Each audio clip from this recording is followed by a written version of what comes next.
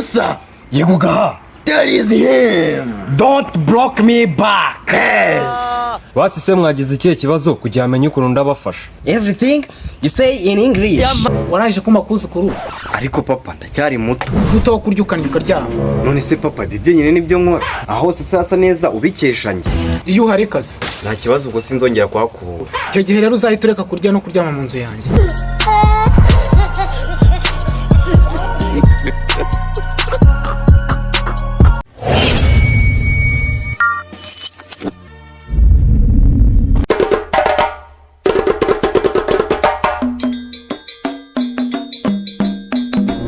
Gahanga.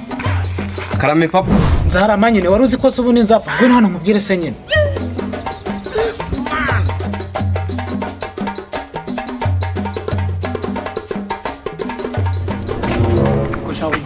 Hara ku muhanda. Ufite akazi? Oya. None ugiye gukora iki? Inshuti yanjye ngiye kureba. Ngaguha akazi? Wapi? Mu magambo make ugiye gukora usa nkuko usanzwe wimbura mukora. None se papa ibintu byose sinabirangije. Warangije kubaka inzu? Oya. Warangije kuzana umugore se? Oya papa. Warangije kuma kuzukuru? Ariko papa ndacyari muto. Muto kurya ukanyuka ryama. None se papa dibye nyine nibyo nkora. Aho se sasa neza ubikeshanye. Iyo uhari kazi. Nta kibazo ubwo sinzongera kwakubura. Icyo gihe rero uzahita ureka kurya no kuryama mu nzu yanjye. None se ubwo ko wumva mfite akamaro. Yewe mbona ukarushwa na kakabwa ko kwa Messi. Usiko papa bitewe n'ukuntu nyumvisha ko nta kintu maze najya niyumvamo umugabo. Kwiyumvamo umugabo se byanyabyo uri imbwa bimaze iki? Papa basi ndagusabye reka njye ku muhanda ndahita ngaruka. Urageza saa sita utaragaruka uhereyo. Uranyumva? Ndakumva papa.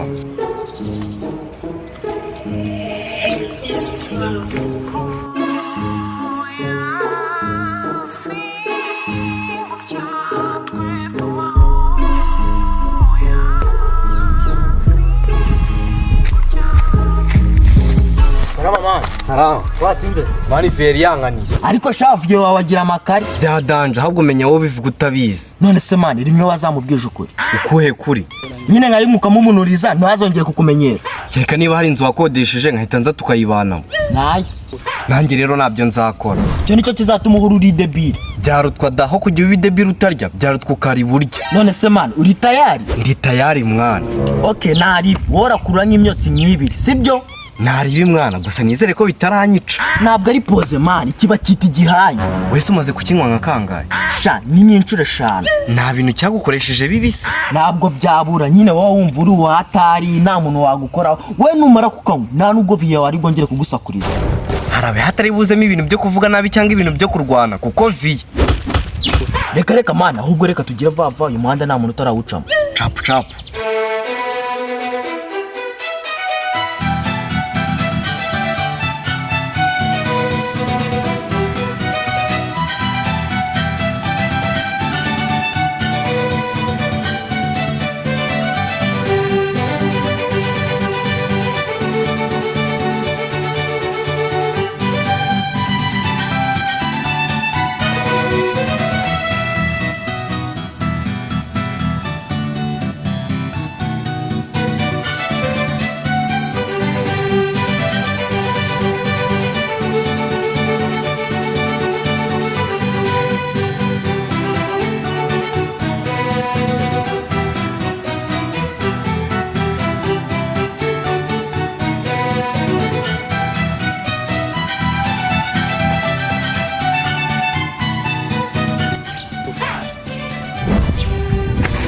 None se ubu sinacomoka. Nari biwaji.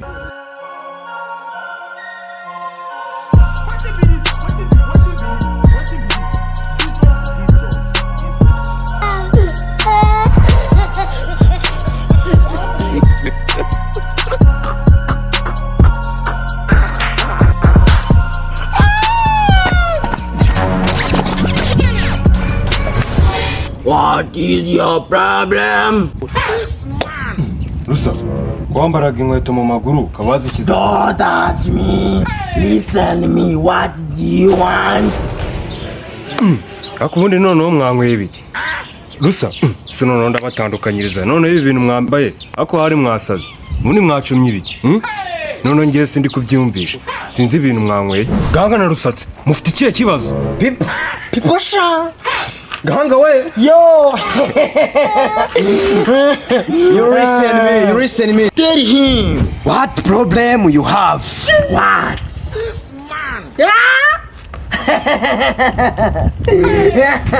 ariko ubundi mu gitondo uko twahuye muri bazima cyababaroze mwasa.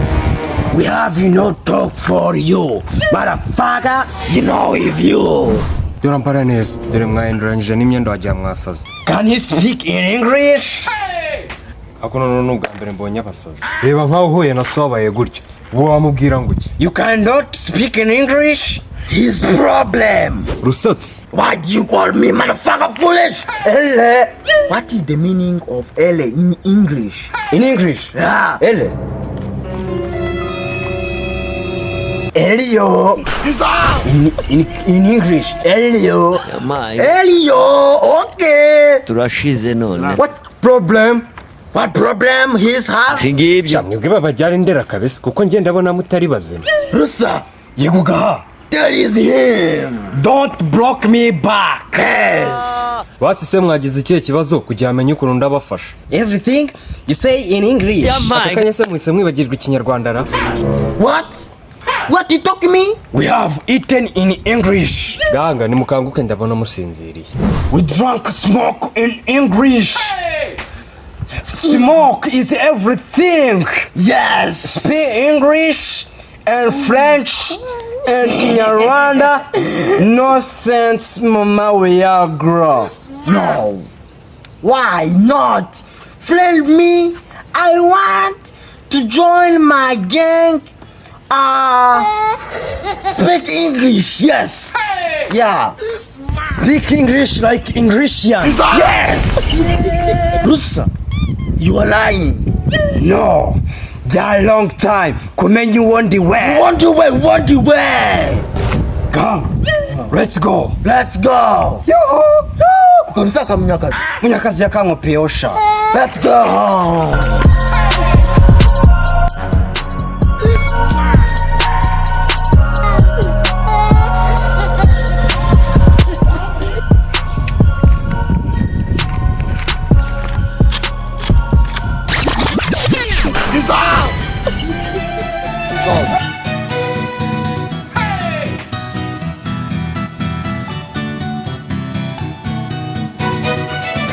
This man.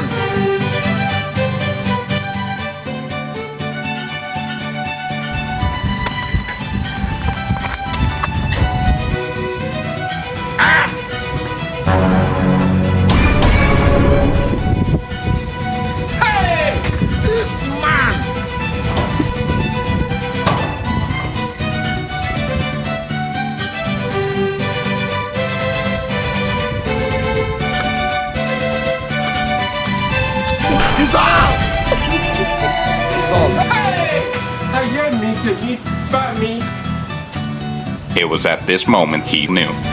He fucked up. Dissolve!